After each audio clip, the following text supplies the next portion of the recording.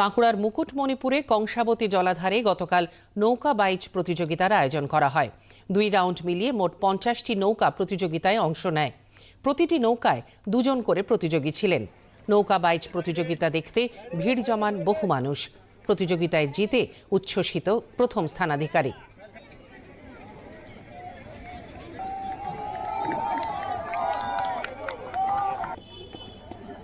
Second round में 2026 से champion board number 33 आशीष दास।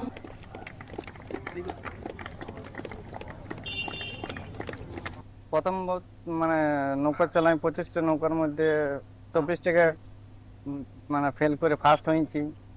ভালো লাগছে চালাতে, প্রতিযোগিতা খুব ভালো, নিজেকেও খুব ভালো লাগছে। হ্যাঁ করেছিলাম আগামী বছর পারিনি, এই বছর পারিছি।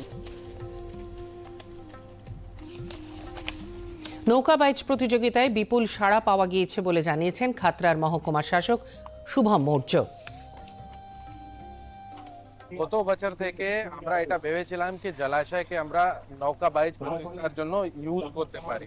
সেই জন্য আমরা এখানে যে নৌকা চালক অ্যাসোসিয়েশন আছে, লোক আছে, তাদের সাথে কথা বলে তাদের সাথে কথা বলে আমরা এইটা সিদ্ধান্ত নিয়েছিলাম নৌকা বাইচ প্রতিযোগিতা করব।